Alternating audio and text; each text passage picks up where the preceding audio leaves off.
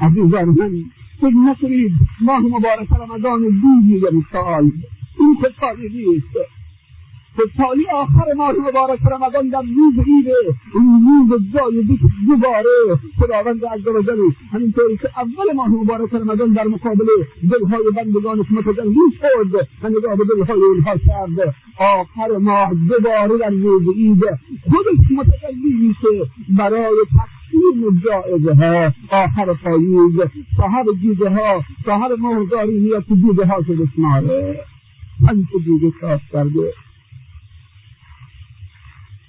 عزیزان من کاری نکنید که شما مثل کسانی باشی که مردن به رمضان نرسیدن. شما رسیدی ولی از رمضان استفاده نکردی.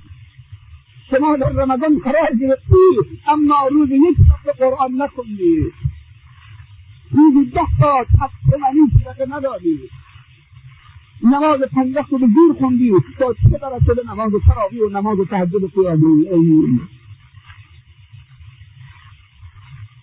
خرمنی از سکه های بهار آزادی خداوندی الان جلو تو رسته شده. یالله دونی رو بردار، ندونی واحد که بردار، نوانه دهتر که تو بردار برو فرست کن. سکه های طلایی بهار آزادی خداوندی نبان که ملی دنیاوی کی حاضره که جمع بکنه؟ یا اگر مرد جمع کردنی که جمع بکن. در ماه مبارک رمضان هر نماز فرضی و هر کار فرضی 70 برابر ثواب داره. یک نماز فرض خداوند از آب کرده اضافه کرده 70 هر ثواب کرده. حاضره هر که حاضر دستش رو بسید تو جیب محمد صالح پردل نمیره، تو جیب خودت میره. در دنیا و آخرت هر سنتی از سنت‌های رسول الله صلی الله علیه و سلم در ماه مبارک رمضان ثواب فرض داده میشه و هر فرضی 70 برابر اضافه میشه. نه از برکت ماه مبارک رمضانه، از برکت این مهمان عزیزه. عزیزان من اگر شما مهمان نازنین و عزیزی و محبوبی وارد خانه شما بشه، مهمان شما بشه، آیا شما سفره رو حقیم نمی‌کنید؟ آیا شما سفره رو حق رنگ نمی‌کنید؟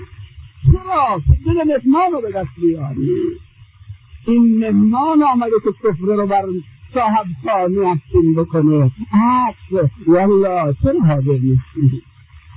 از طول جد بزنین بالا، کمر همت ببندین، زن و مرد بزرگ کوچک، بچه های 5 ساله و 6 ساله و 8 ساله رو به نماز تراویح بکشونین، اونها را با رمضان آشنا بکنین.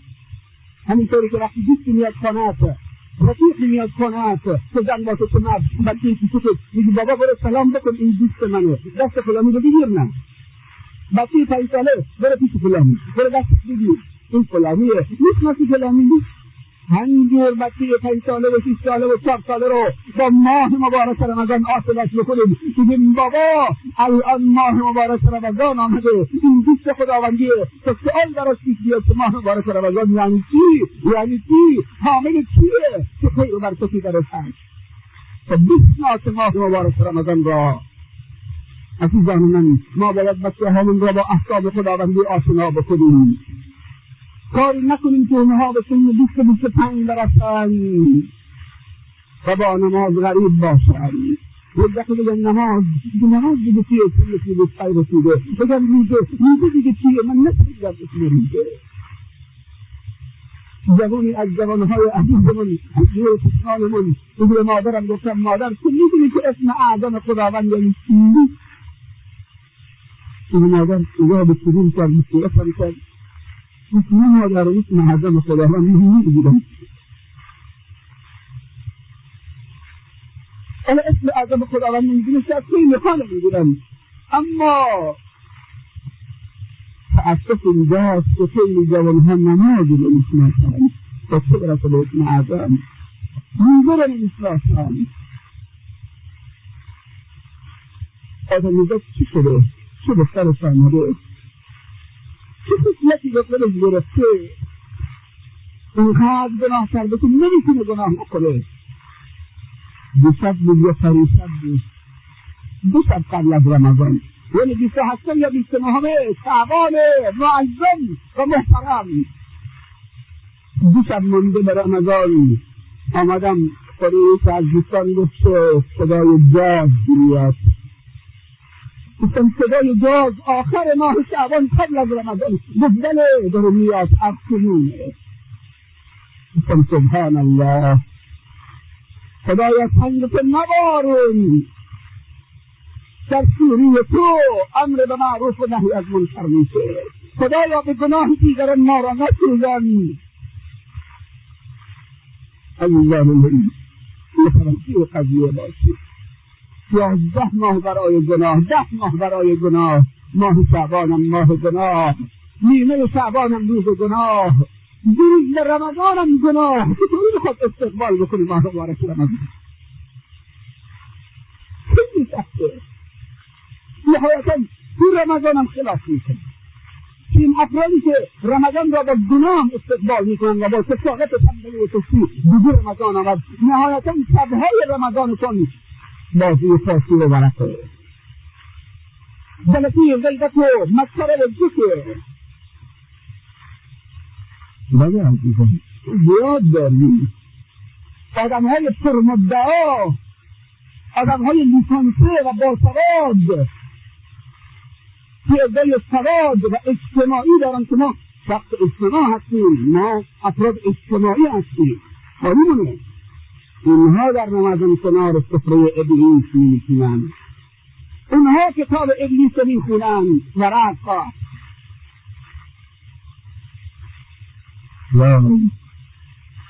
صبح که میشینن تو مسجد نماز فرادم 4 سلام میخونن.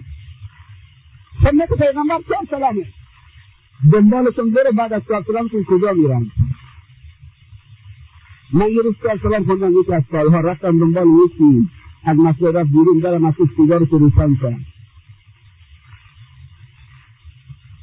سلام 10 سلام بدعته، 4 سلام سنت پیغمبره. اینجا سنت کیه؟ میتونی بگی سنت پیغمبره؟ سیگار چیست؟ ذکر مسخره‌اش شروع شد. رفتیم دنبالش کجا میره؟ نهایتاً یه وقتی نگاه دوره برش کرد که تو نمیده، فکر میکنی که بود خدا بالا سرش نیست. رفتیم کجا؟ تو خانه ابلیس. کسی تو بیت الخلا میرفت، شرفش بیشتر بود. در ماه مبارک رمضان بر سر سفره ابلیس داره میره.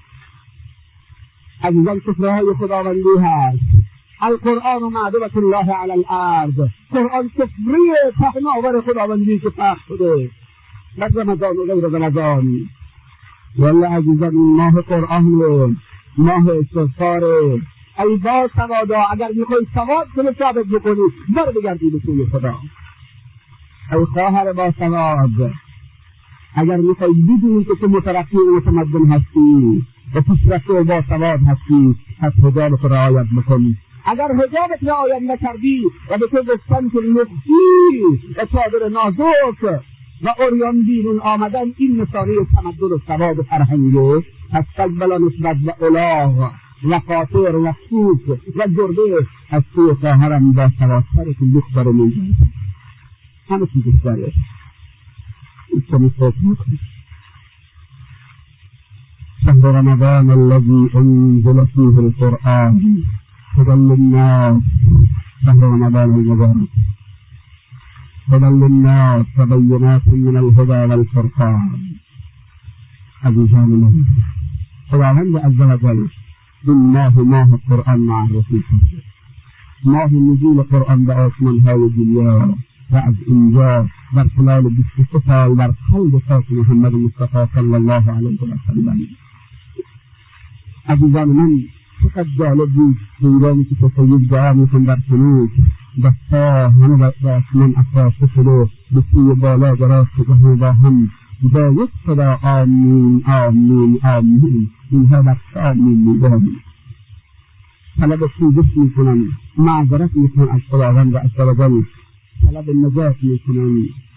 طلب ایمان میکنن، طلب عفو و گذشت از خداوند عزوجل میکنن و همه میگن آمین آمین آمین.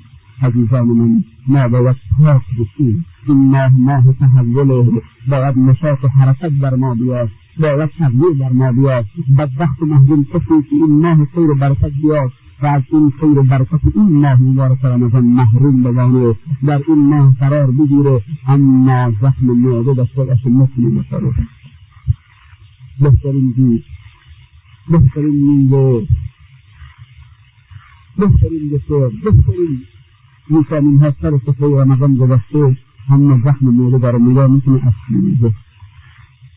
حیوان طوری نکنید که گناه برای که زخم معده معنوی درست بکنه. نگاه به نماز بکنید نکنید نماز بکنید، نگاه به روزه بکنید نکنید روزه بگیرید، نگاه به قرآن بکنید بکنید قرآن رو بلند بکنید، اما نکنید قرآن رو بکنید. قرآن رو کسی میدید که این طرف میگرد این طرف میگرد، اما نمیتونید زخم معده داره.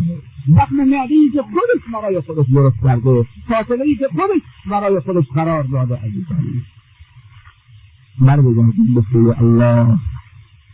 امشب باید همگی خیلی دست بزن ایجا کنید، نه تنها کسانی که در مسجدن، بلکه کل مردم سوره، بلکه شیعه و سنی، بلکه افغان ترک بلوچ و بنگلادش ایرانی و عرب و عجم، همه با هم باید دست بزن ایجا کنید و بیعت بکنن و تعهد بدن و قول بدن. الله بالا سرتون خیلی شرف مردانگی که انسان خوبی باشن، بنده مطیع باشن، بنده خوبی باشن. این یک ماه مبارک ارجوی تربیت ایمانی برای اینها باشه که انشاءالله تعالی بتونن بعد از ماه مبارک رمضان زندگیشون رو بر این اساس و این سالگی که این ماه گذاشتن ادامه بدن و ساختمان با داشتن زیربنای خیلی محکم و عظیم در آینده انشاءالله داشته باشن و جمعشون در بهشت خداوندی در حالی که رحمت خداوند در اینها میباره در بهشت منصر زیر سایه عرش خداوندی قرار بگیرن و نهایتا دارالسلام جای اینها باشه، مستقر اینها باشه و السلام بر اینها سلام بکنید. عزیزان من، در ماه مبارک رمضان درهای بهشت باز میشه، به خاطری که در ماه مبارک رمضان گناه کم میشه و حتی خلاصکار و گناهکار هم شرم میکنه.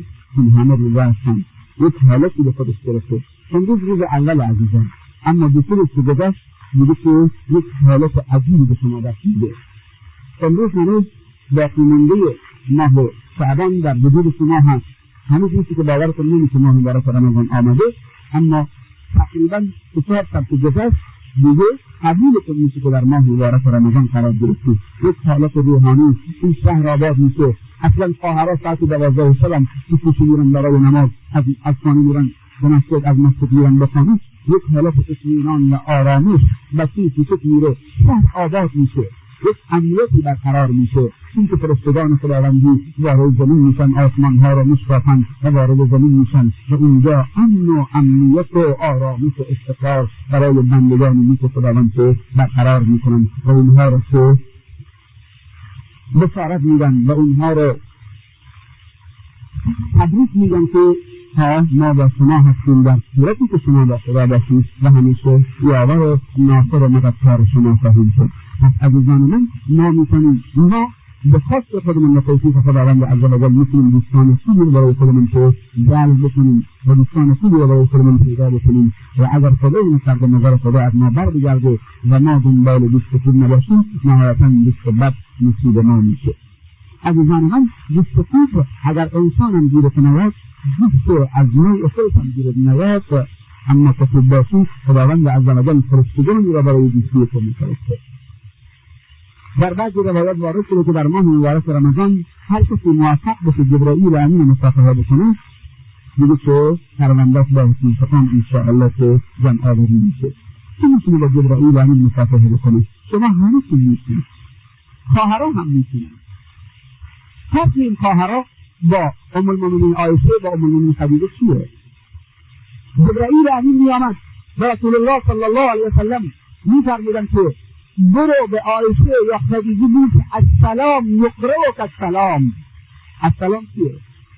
وقتی می آمد حضور رسول الله صلی الله علیه و سلم و رسول الله صلی الله علیه و سلم میگفتن که تو برو به عایشه یا خدیجه بگو که السلام الله یقرئک السلام بر تو ای خدیجه و ای عایشه سلام میفرسته. عایشه که دیگر زنی، خدیجه که دیگر زنی، اما در راه الله به کمال رسیدن با ایمانتون و اخلاصتون و پاک دامنیتون و عفتتون و حجابتون و محبت الله و رسول الله و نماز روزه و زکات و حجتون به درجه رسیدن که خداوند عزوجل سلام میفرسته. وقتی دوست میاد پیشونن میگن سلام فلان دوست بده، اگه دوست سلامش بده، وقتی سلامش رسون دوست خوشحال میشه. شما یه لحظه حالت ام المؤمنین عایشه رو که نظرتون تصور میکنید خداوند برای سلام رسونده توسط جبرئیل. این خواهرای ما یه لحظه تصور میکنن خودشون اون رسید به این درجه، یه لحظه فکر کنم بگو من هم میتونم اینطور باشم. یالا هر چیزی دلت از این کثافت، این روزه، دشمنی، تاریکی، شرک همه بریز بیرون. روزه اصلا ساده نیست. روزه سوره است. ماه مبارک رمضان گناه جمع میکنه، نه آهن گناه جمع میکنه، به شرطی که تو خواهان روزه باشی، خواهان این ماه باشی. نگی دیگه زود آمد ماه مبارک رمضان، نه خیلی هم دیر کرده، خیلی هم دیر کرده. عزیزان من، ما باورمون نیست که الان تو رمضان میشه، حقیقتا باورمون نیست. من دون از خوشحالی گریه بکنیم، از خوشحالی بخونیم، ولی خودت انسان متوجه شد خودش باشه، پس نخواهد پشت من جز ناکن انسان. در ماه مبارک رمضان درهای بهشت باز میشه. خداوند عزوجل به بهشتش میگه ای بهشت من خودت مزین بکن، هر چیز زیبایی رو داری، هر چیز زیورآلات داری، هر چیزهایی که مسائل تزیینیه همچون که حضور برای عروس خانم مزین میکنن، دیگه به بهشتش میگه ای بهشت من خودت رنگین بکن، هر چیز وسائل تجملات زیبایی و نقش‌نگار داری و هر چیز تمام سبزی و گل و گلشن داری همه دست بده، همه معطر بکن که نزدیک که بندگان روزگار من وارد تو بشن، نزدیک که مهمان تو بشن و از اونها پذیرایی بکنی. مبادا با حالتی پذیرایی بکنی که تو در شأن روزگار نباشی. میگه هر عمل بنی آدم برای خودشه. خداوند عزوجل میگه هر عمل بنی آدم برای خودشه مگر روزه به خاطر منه. تنها عبادتی که نیاز داره نمیاد روزه گرفتن در ماه مبارک رمضان. اصلا ریاکاری کس نمیده. این حالت ریاکش داره. همه ازم روزه. بسته کن. مگر روزه و جزای روزه خودم میدم. و جزای روزه چیزی نیست جز بهشت من. الله اگر تو به بهشت خدا رسیدی به دیدار خدا هم میرسی. بهشت فراموش میکنی الله میرسی. عزیزان من در بهشت دری هست به اسم درکی ریان از وقت گفتم دیگه عزیزان حس کردیم. در بهشت دری هست به اسم درکی ریان را یا نون الریان باب الریان در ریان. در کجا سنجان؟ در بهشت. شنیدی این در چیه؟ روزه. ان للجنة بابا حدیثه ان للجنة بابا یقال له الریان. بدرستی که به تحقیق که در بهشت جنت دری هست به اسم در الریان. یقال یوم القیامه روز قیامت وقتی بندگان و خلایق همه در دست محشر حضور پیدا میکنند و پیر و جوان بزرگ و کوچک فقیر و تاجر زشت و زیبا خلافکار و گنهکار و طاعتکار کافر و مسلمان همه از قبرشون بلند میشن لطف ما در ذات الریان. منادی صدا میزنه این الصائمون وقتی از طرف خداوند عزوجل صدا میزنه ملائکی میگه روزه‌داران امت محمد صلی الله علیه و سلم کجا هستن دستشون رو بلند بکنن. اونایی که روزه نگرفتن میتونن دستشون رو بلند بکنن، باید یه لحظه دستشون رو بلند بکنن. مگر خدا گیر میخوره؟ مگر خدا اونها رو نمیشناسه؟ شمشیر خداوندی ملائکه میگن دستشون این را پایین، تو دست بکش به این که روزه نگرفتی گروه همینجا هم درو بزرگی خدایی بهش اگه سب قند شکر رو کسی بازی بکنن اون حل میده که خودش بره جلوش یه در منوعیه. نه میزنه من بهش که خداوندیه. لمن الملك اليوم لله الواحد القهار لا تسمع لهم همسا. اینجا مملکت به کیف تو نیست، اینجا پارتی بازی نیست. اگر حسناتش داری، اگر کلید در ریان داری، کلید در ریان چیه؟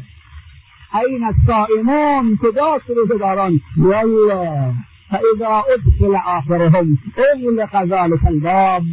تا زمانی که آخرین نفر از روزه‌داران امت محمد صلی الله علیه و سلم وارد این در نشدند، این دروازه، این دومی که آخرین نفر از امت محمد که روزه گرفتن در دنیا، در زمین، در این چند سواحی که زنده بودن،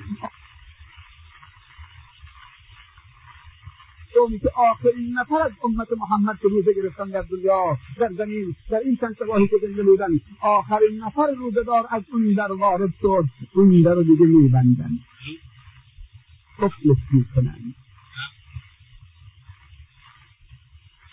در ماه مبارک رمضان درهای بهشت باز میشه، بهشت میرقصه برای استقبال، بهشت به طرف میاد برای استقبال بندگان نیک خداوند عزوجل. در ماه مبارک رمضان تغلق ابواب الجحیم، رحمت خداوند عزوجل درهای جهنم تو میبنده. چرا به زور میخوای در جهنم رو باز بکنی؟ خداوند عزوجل میخواد در جهنم رو ببنده، چرا برای خودت میخوای به زور با بساط مشروب و سفره هفرنگ در روز رمضان به بازی ورق برای جهنم رو برای خودت باز بکنی؟ کنی به خود بیا، کنی به خود بیا، از خواب غفلت بیدار بشو. فردا پشیمان نیستی، منظورم از فردا قیامت نیست، در دنیا قبل از مرگت و بعد از مرگ دیگه واویلا. ما شما رو دوست داریم هم شهریان عزیز، پسرتون شما رو دوست داره، پدرها دوست پیدا، مادرایی که صدای منو میشنوید، برادرتون شما رو دوست داره، برادرایی که صدای من میشنوید و خواهرایی که صدای منو میشنوید. بچه های عزیز، کوچولوهای عزیز، امید آینده ما، اینی که صحبت میکنه شما رو دوست داره. حسن امید به شما کوچولوهای عزیزی که در این مکتب تربیت میشه، در مکتب روزه و ماه مبارک رمضان شما رو دوست داره و حسن امید به شما دوست در آینده.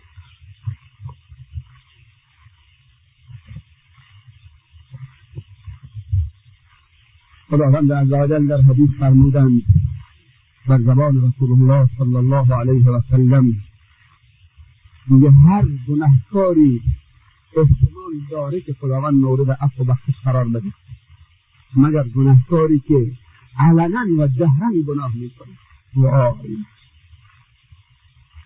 پیغمبر صلی الله علیه و سلم فرمودند امید هست که هر گناهکاری از امت من بخشیده بشه در روز قیامت، اگر توبه هم نکرده باشه امید هست که خداوند اونو ببخشه، مگر یک نفر گناهکار از امت من. گفتم اون کسی یا رسول الله؟ گفت المجاهرون بالمعصیه، کما قال صلی الله علیه و سلم، گفت اونهایی که اعلام میکنن گناه و تکبر می‌ورزن و فخر می‌فروشن. گفتن اونها چه کسانی هستن یا رسول الله؟ به ما وصفشون بگو. گفت شب در خلوت گناه میکنن، خداوند پرده خودش رو بر اونها کشیده که کسی اونها رو نبینه، آبروشون نبرده. صبح که میشه اگر زنا کرده، اگر مشروب خورده، اگر دزدی کرده، صبح که میشه میاد جلو جمع، جلو دوستانش، جلو رفقاش، جلو مردم میگه من دیشب کیف کردم، ما دیشب جلوی دست جمعی کردیم، مشروب خوردیم خودمون.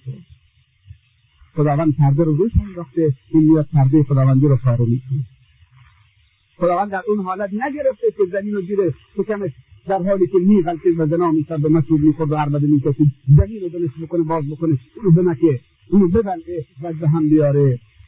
حتار چطر تو پوشش تو چادر تو کشید، صبح آمد گفت من فلان کار کردم دیشب، فلان برنامه داشتیم، فیش کردیم فلان صبح. اینها مورد بحث قرار نمیگیرند. مثل کسانی هم که میخوان در ماه مبارک رمضان در جهنم رو به زور باز بکنند.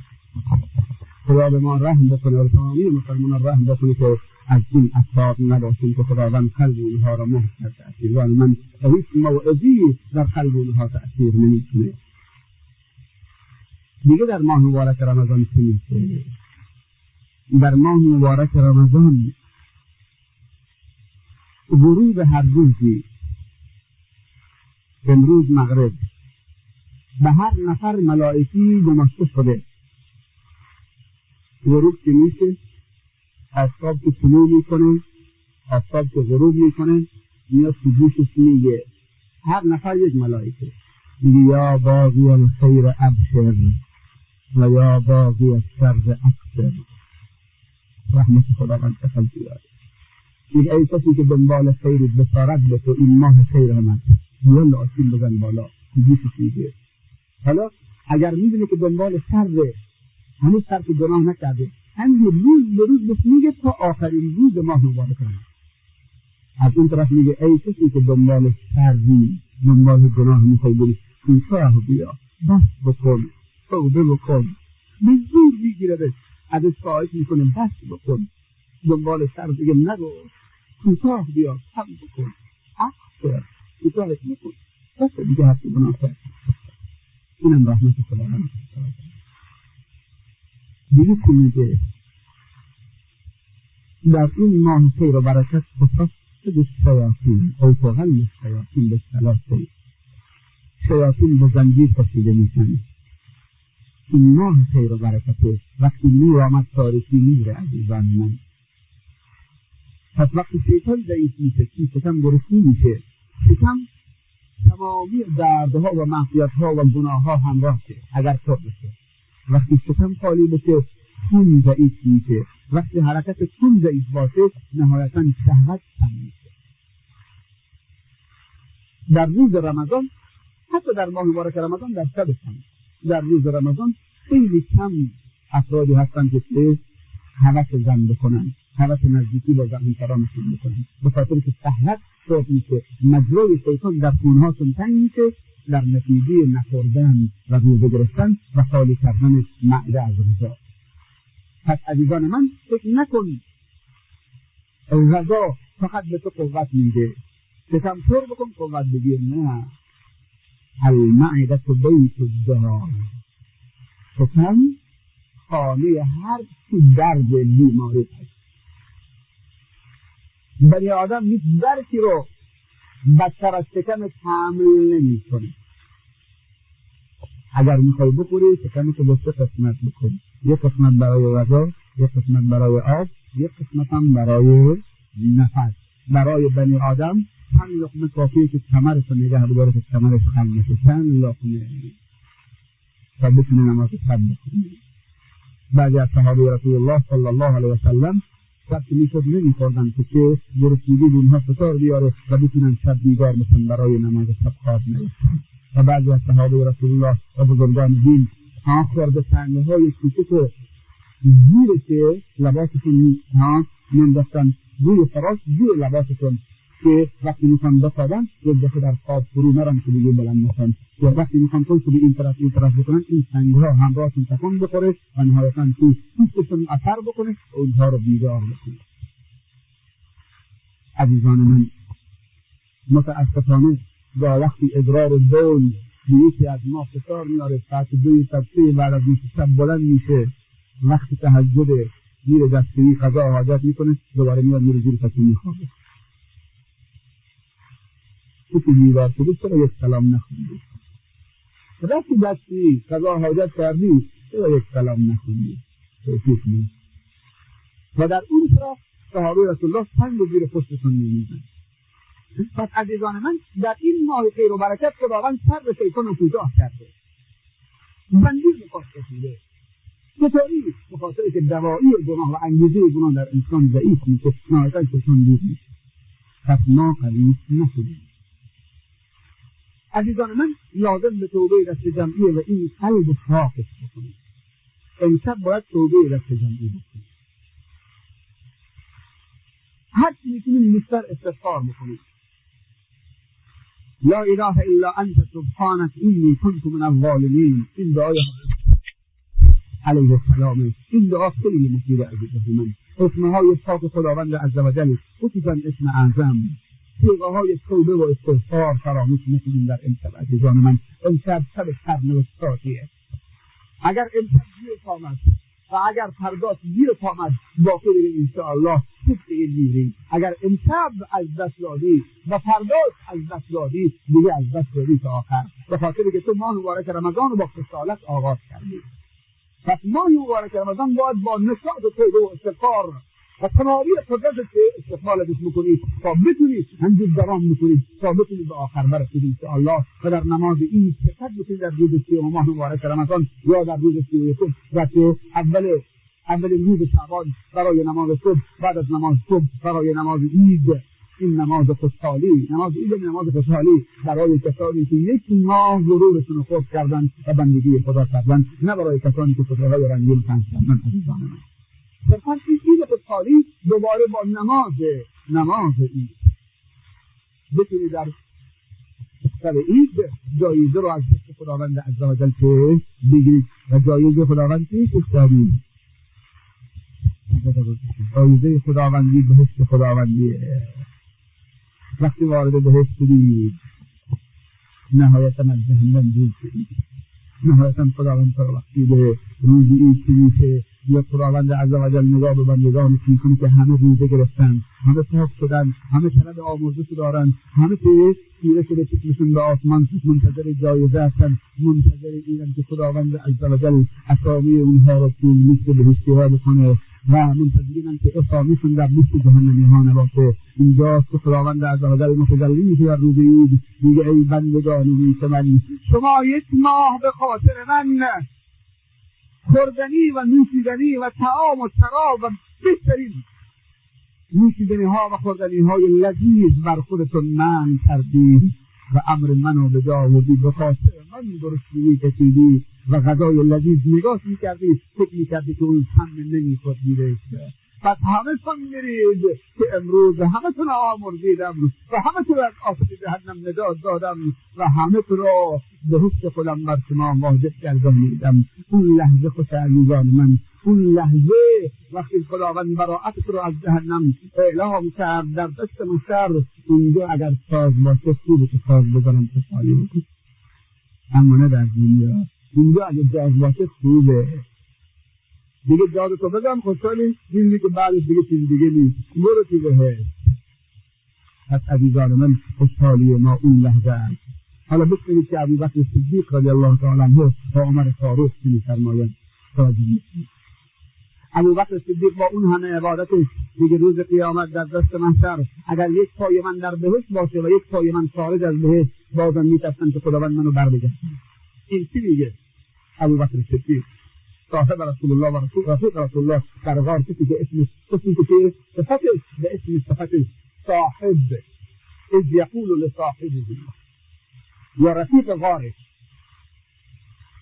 در قرآن آمده عزیزان من و خداوند عزوجل اونو انتخاب کرده برای صدیقیت و برای صحبت رسولش و فرستادی در حق در حضرت و اولین خلیفه مسلمان با اون همه تقوی و عبادتش از روز قیامت یک پای من در بهشت باشه، پای ستم بیرون از بهشت، بازم میترسم که هر دو تا داخل نرفته، میترسم که اون پای راست منم بیرون بیارم.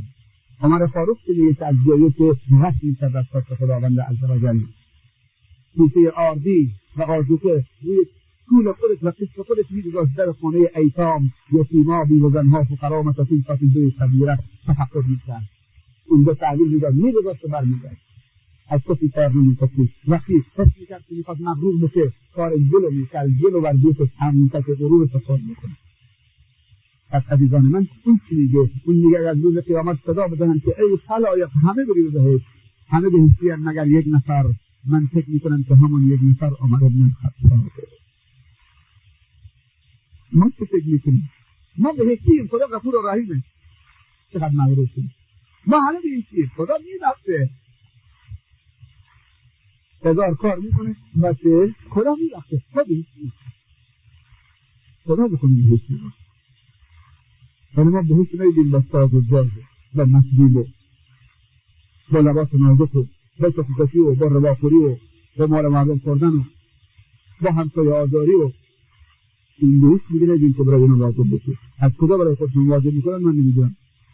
باید اسم جهنم عوض کردیم. عزیزان، نصیحتی که نهایتاً در امشب برای عزیزان دارم اینه که حد اکثر استفاده رو از این ماه مبارک بکنیم. روزه رو درست بگیرن. روزه یعنی جلوگیری از غذا و شراب و خوردن تا آسانیدن. این معنی روزه نیست، این معنی لاغیشه. اما روزه واقعی بگیریم. جسممون روزه باشه، زبانمون روزه باشه، شکممون روزه باشه، دستمون روزه باشه، گوشمون روزه باشه، دینمون روزه باشه، همه چیزمون روزه باشه. به اون درجه‌ای که رسول الله صلی الله علیه و سلم می‌فرمایند اگر شخصی به شخص روزه‌داری گفت که حرف بدی بیرانش گفت یا ناسزا بهش گفت سکوت بکنه. از مسجد رفت بیرون، فردا نماز صبح کنی از مسجد رفت بیرون و دهان روزه یکی جلوی آمد یا قد گرفت یکی ناسزای خواهر مادری بهش گفت. در جوابش بود که این صائم، مثل که من روزه‌دارم، زبانم روزه است، نمیتونم جواب کنم. بسیار خدا کن بزن این صائم فإن صابه أحد نگفت اینی صائم، من روزه دارم. پس عزیزان من، ما باید کل بدنمون روزه باشه از چی؟ نه از غذا خوردن و نه از نوشیدن، بلکه از گناه کردن. همون معنی روزه خداوند چیزی خود از ما گناه نکنیم، نه در ماه مبارک رمضان، بلکه طول عمرمون گناه نکنیم. حتما روز یک جز قرآن رو بخونیم، در این ماه یک ختم کامل قرآن بخونیم. هر حرف از قرآن یک حسنه داره. نمیگم الف لام میم یک حرفه، بلکه الف یک حرف و لام دو حرف و میم سه حرف. الف لام میم سه حرف. کسی بگه الف لام میم چند تا حسنه گرفته شده؟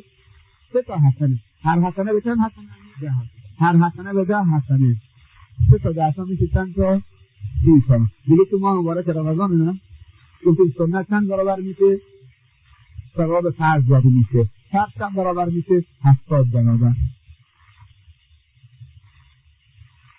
خب میگه من قرآن نخوندم، نمیتونم بخونم. نوار قرآن داری عزیزم؟ دفترت کتاب داری؟ نداره. رادیو که داری؟ رادیو داره. نوار قرآن روز یک جز هم ایران هم که عرب همه پخش میکنه. روز یک جز قرآن واد میکن به صوت منشوی و یکی از بهترین کارها قرآن واد میکن دست به خطش میکن. نداری؟ یکی تو خانواده تو هست، دخترت، پسرت، همسرت، پدرت، بگو بابا قرآن بخون، من گوش میدم. این روز نوار هست عزیزان. روز یک جز هم نگاه به قرآن بکن، هم دست به خطش بکش، هم گوشت بشنوه.